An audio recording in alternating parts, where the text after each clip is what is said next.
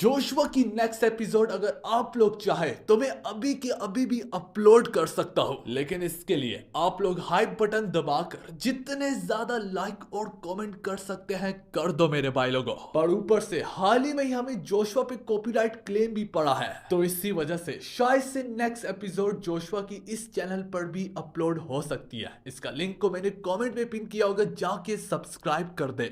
तो यार हमारी एपिसोड की शुरुआत वहीं से होती है जहां पर जोशुआ सरकेन से पूछता है कि सरकेन एक बात तो मुझे बताओ कि तुम आखिर इतनी ज्यादा कड़ी मेहनत क्यों करते हो, क्या ये मेरे लिए करते हो? तो आगे से सरकेन इसके जवाब में कहता है जाहिर सी बात है, मेरे मास्टर हो और मैं आपकी सोर्ड और कवच हूँ। अगर मैं आपके लिए ट्रेनिंग नहीं करूंगा तो आखिर किसके लिए करूंगा? पर यह सुनकर जोशुआ से थोड़ा सा नाराज होते हुए कहता है कि नहीं सरकेन, तुम्हें सब कुछ अपने लिए करना चाहिए। जोशुआ इसके बाद उसे एक्सप्लेन करने लगता है कि अगर कैसा रहेगा कि मैं तुम्हें एक्सप्लेन करूं कि एक वक्त में मैं बिल्कुल तुम्हारी तरह हुआ करता था, मैं भी किसी का वक्त होता था और उसके लिए हर वक्त अपनी जिंदगी को दांव पे लगाने के लिए भी तैयार होता था।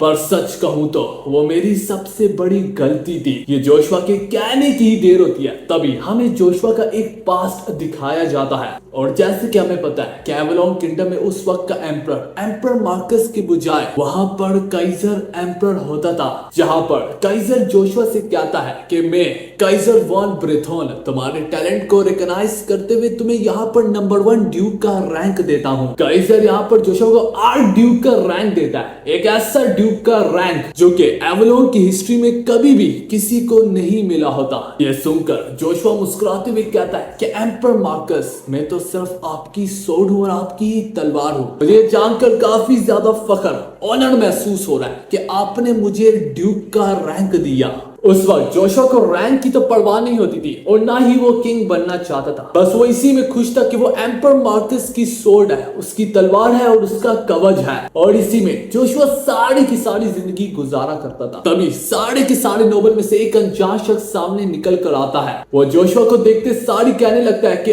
आर्क ड्यूक जोशुआ सेंडर, मैं तुम्हें कॉन्ग्रेचुलेट करना चाहता हूँ कि तुमने वो रैंक पाया है, वो अचीवमेंट जो कि आर्क ड्यूक जोशुआ सेंडर ने हासिल किया हमारे किंगडम ऑफ टेरर के अंदर, जो कि आज तक कभी भी किसी ने नहीं की, और तुम्हारी इसी चीज को हमारे एवलोन किंगडम के इतिहास में लिखा जाएगा और सभी बच्चों को पढ़ाया जाएगा। इसके बाद वो शख्स कहता है कि अगर मैं सच कहूं जोशुआ, मैं तुम्हारा बहुत बड़ा फैन हूं, क्या मैं तुम्हारा दोस्त बन सकता हूं? जोशुआ उससे बोलता है कि तुम तो भाई कमांडर ऑफ इंपीरियल नाइट हो।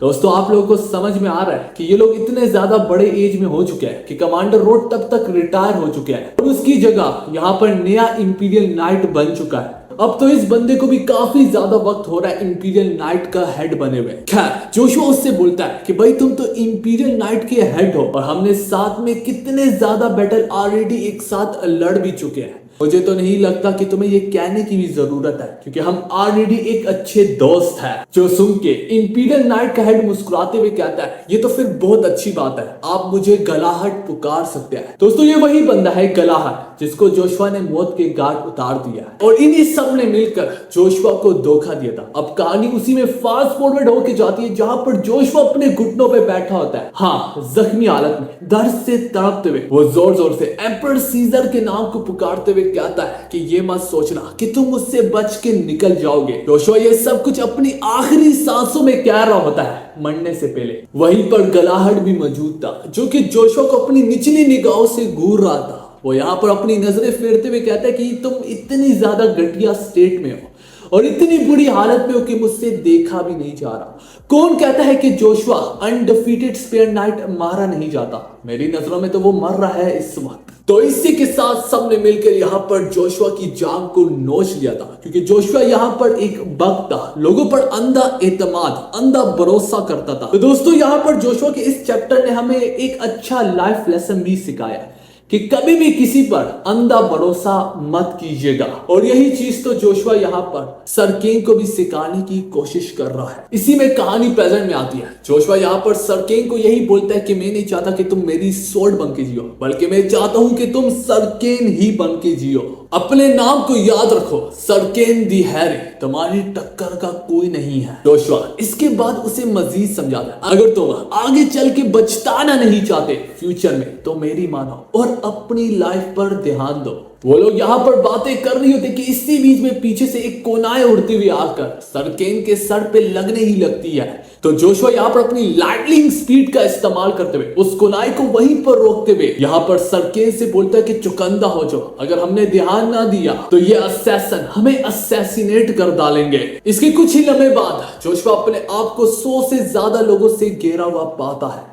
जोशुआ यहाँ पर अपने दिली दिल में कहता है ये रफली 100 से ज्यादा बंदे हैं। इसके बाद जोशुआ यहाँ पर फौरन से अपनी स्पेयर को उठाते हुए यहाँ पर किसी पर अटैक तो करने लगता है और वो ये कहता है कि मुझे पता था तुम ऐसी इतनी घटिया स्ट्रेटजी बनाओगी, क्योंकि मेरी पिछली जिंदगी में भी तुम ऐसी ही स्ट्रेटजी बनाया करती थी। यहाँ पर जोशुआ थी का वर्ड यूज करता है, इसे अपने दिमाग में रखना। बोलते हुए जोशुआ अपनी स्पेयर को, लाइटनिंग स्पेयर को फुल स्पीड में आगे की ओर बरसाता है। वो असैसन जो कि जोशुआ के ऊपर आ टूटने वाले थे वो नोटिस करते हैं कि वो लोग तो जोशुआ के टारगेट थे ही नहीं, बल्कि वो स्पेयर उनके बीच में से होते हुए फौरन से उसी असैसन की ओर बढ़ने लगता है। वही असैसन जो कि इस वक्त गलाहट की बॉडी को कैरी कर रहा होता है, वो स्पेयर फौरन से जाके उसी असैसन पे लगता है और तब हमें उसका चेहरा दिखाया जाता है। वो असल में एक फीमेल थी, वो एक लड़की थी दोस्तों, इसलिए जोशुआ ने यहाँ पर थी का वर्ड यूज किया। खैर जैसे जैसे जोशुआ का अटैक उससे लगा होता है, जोशुआ बोलता है मुझे पहले ही मालूम था, मैंने अपनी पिछली जिंदगी में देखा था जो आखिर तक गलाहट के साथ खड़ी थी वो कोई और नहीं बल्कि उसकी गर्लफ्रेंड, उसकी लवर इवान क्रीफोर्ड ही थी। कहानी तो यहाँ पर भी आके खत्म नहीं होती। इसके फौरन बाद जोशुआ बिल्कुल जिन्नू की तरह कहता है अराइज। इसके चलते ही जोशुआ यहाँ पर मौत के वजेता के साथ ही साथ लॉर्ड ऑफ दोलाहन को भी समंड करता है। जोशुआ उन्हें स्ट्रिक्टली कमांड देता है कि जो लोग भी मेरे रास्ते में खड़े होने की कोशिश कर रहे हैं उन्हें मौत के घाट उतार दो, उन्हें उनकी औकात याद दिला दो और इसके लिए अपनी तुम्हें जितनी भी ताकत, फोर्स का यूज करना है तुम लोग कर सकते हो।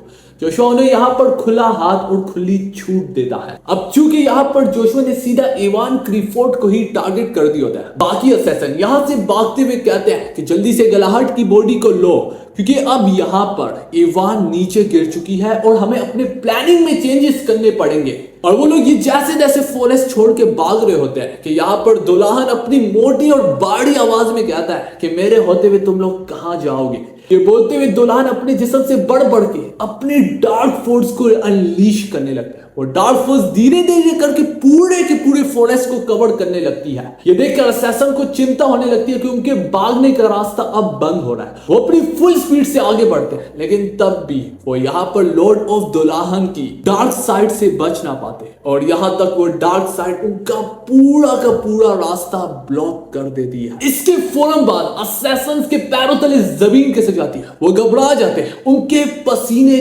छूटने लगते हैं, क्योंकि जल्द ही देखते ही देखते ये पूरे की पूरी जगह एक नर में बदलने लगती है। हाँ, ये पूरी की पूरी जमीन इतनी ज्यादा गर्म हो जाती है कि इससे आग बाहर निकलने लगती है। इसके बाद तब और फिर तभी जोशुआ अपनी लाइन को दोहराता है कि स्वागत है मेरी दुनिया में, स्वागत है मेरी दोज़ख में, स्वागत है मेरे नर में। इसके चंद लम्हे बाद यहाँ पर और पोर्टल्स खुलते हैं और उनमें से निकल के आते हैं हेडलेस नाइट। ये सारे के सारे दुल्हन के चमचे होते हैं और दुल्हन इनका किंग होता है। जोशुआ आज खुद पहली बार दुल्हन की पावर को अपनी आंखों से विटनेस कर रहा होता है, क्योंकि ये फर्स्ट टाइम है जोशुआ ने यहाँ पर दुल्हन का इस्तेमाल किया है। जोशुआ अपनी पावर से पूरा पूरा सेटिस्फाई होता है। वो कहता है तो ये है दुल्हन की पावर। अगर सच कहूं ये पावर मेरे लिए भी काफी ज्यादा बढ़कर है, मतलब मेरी सोच से ज्यादा बढ़कर है। जोशुआ कंप्लीटली इंप्रेस हो जाता है दुल्हन की पावर से। सरकेन भी देख रहा होता है कि आसपास के माहौल में अब कितनी ज्यादा गर्मी होने लगी है। जोशुआ कहता है कि ये दुल्हन की आर्मी की मिसाल बिल्कुल ऐसी है जैसे कि वो वन मैन आर्मी है। सरकेन भी हैरान हो रहा है और वो कहता है मास्टर, क्या इतने पावरफुल लोग, क्या ये सब कुछ, क्या ये आपकी सेना है? इसके बाद जोशुआ यहाँ पर उससे कड़वी सच्चाई बताता है है कि सरकेन, तुम्हें मैं बताऊं कि मैंने तुमसे ये क्यों कहा था कि अपना रास्ता तलाश करो, अपना रास्ता ढूंढो, बल्कि मेरी सोर्ड यहाँ पर मत बनो, मुझ पे अंधा भरोसा मत करो। सरकेन बोलता है, नहीं मास्टर, मुझे नहीं पता कि आपने ऐसा क्यों कहा, वरना लोग तो मरते हैं क्योंकि अपने पर्सनल बॉडीगार्ड्स हो। हम देख पाते वो नाइट्स, वो हेडलेस नाइट जैसे जैसे करके हर एक असैसन को मौत के घाट उतारते जा रहे होते हैं।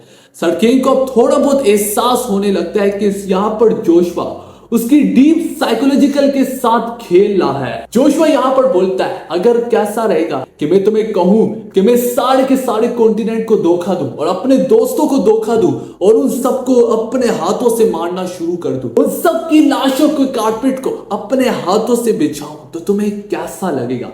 सरकेन के पैरों तले जमीन खिसक जाती है। वो आज पहली बार जोशुआ के आगे थर थर कांपने लगता है। उसने आज पहली बार जोशुआ के थ्रू इतना प्रेशर फील किया होता है जितना आज से पहले उसने कभी नहीं किया। उसे एहसास होने लगता है कि जोशुआ कितना खतरनाक है। उसने ये चीज कभी सोची ही नहीं थी और आज जोशुआ ने उसे पहली बार बताया कि वो कितना खतरनाक है। जिस बेरहम दिली से वो तन से जुदा नाइट्स उन असैसन्स की जान ले रहे होते हैं, सरकेन अब फिक्रमंद होने लगता है कि हाँ, अगर जोशुआ चाहे तो वो पूरे के पूरे कॉन्टिनेंट को मार गिराए, अपने फादर समेत, एम्परर मार्कस समेत, अपने दोस्तों समेत, और कोई भी इतना दम नहीं रखता होगा जो कि उससे रोक भी पाए। अब सारे के सारे असैसिन जू गिर रहे होते हैं, तो वो लोग डिसाइड करते हैं कि हम सबको अपनी पावर को एक साथ मिलाकर पॉइजन कैसल को यहाँ पर खोल देना चाहिए।